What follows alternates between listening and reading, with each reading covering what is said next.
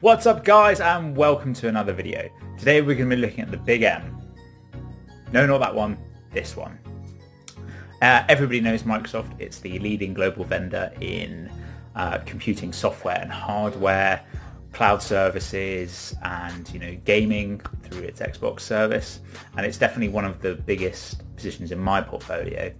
And yesterday it went up to all new time highs of $210, which is really great to see. And today we're just going to take a quick look at it, and I guess two reasons why I'm really excited as a shareholder in Microsoft and where it's going. But these are just my thoughts. Let me know in the comments down below your thoughts on Microsoft, and smash the like button if you enjoy the video. Let's get on with it. So guys, let's take a look at the balance sheet for Microsoft. I'll just put a little image of it up right here. That's it. What else is there to say? I mean, it's golden. It's great.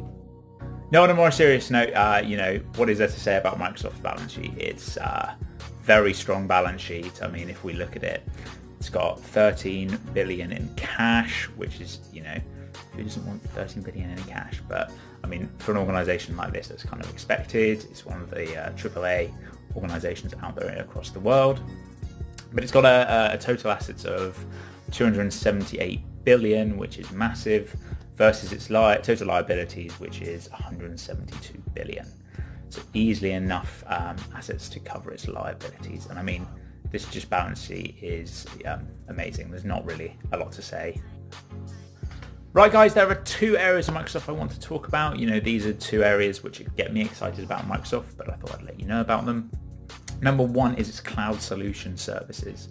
So this is Office 365. So everybody who has an Office job obviously knows about 365. So your Excel, your Word, and your PowerPoint, and it sells that as a platform, as a service.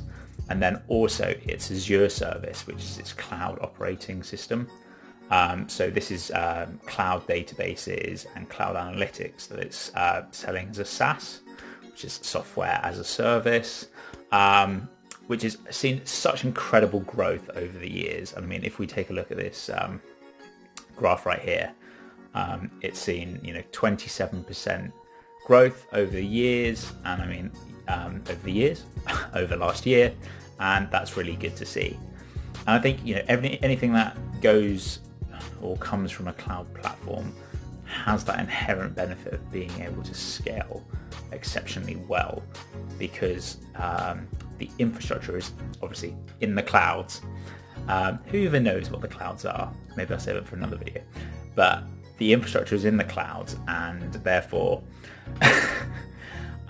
organizations can scale it immensely fast across a wide number of organizations, and you can get plugins to the cloud, so different applications can be built into the cloud, which makes it very, very flexible in terms of how businesses use it.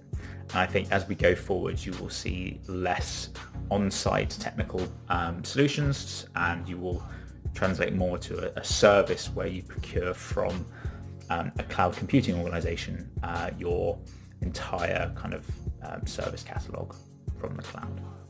But yeah, Microsoft is doing really well. It's got strong competition from Google at the moment, and also Amazon's AWS, which is really interesting. I think Amazon is outperforming Azure, but nonetheless, Microsoft is in a really strong position to kind of come into this space.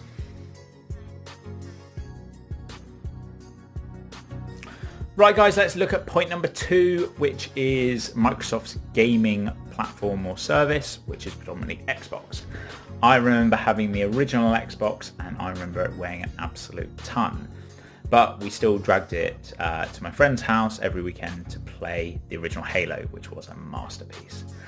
So there's 3 points really I want to cover on this. There is its Xbox Game Pass subscription, which has seen incredible kind of growth over the years. There is its integration into its cloud business through something called xCloud, which is really something to kind of look at where Microsoft is taking its gaming platform. And then the third one is the potential acquisition of Warner Brothers Games from AT&T. for 4 billion, which could be really interesting. So let's take point number 1, which is the subscriptions to Game Pass.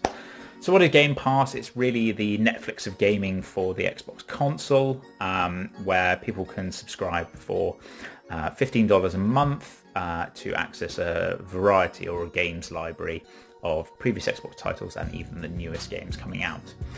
And I think Xbox has really been pushing this as its kind of desired choice of acquisition of games recently. So when it released all its new games last year, so Gears of War 4, they predominantly went straight onto the Xbox Game Pass. So it's hit 10 million subscribers, which is really good as a subscription service. So think of it as the Netflix of gaming. It's got really good value, and in terms of revenue, 10 times 15, 150 million per month a year. It's a nice bit of the pie, and I think Xbox can continue to grow that as we go into the new generation.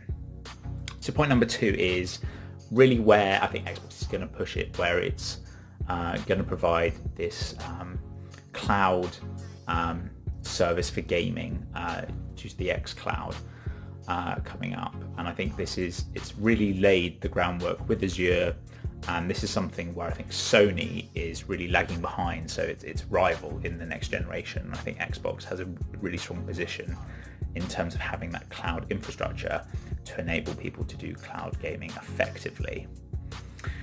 And point number 3 on this one is the acquisition of Warner Brothers Games, which I would be extremely excited for in terms of if I was a gamer, or while I am a gamer, but if I was going to get an Xbox, because Xbox has predominantly really struggled against Sony in the gaming space because it doesn't have the exclusives, which I think a lot of gamers look for when they purchase a console.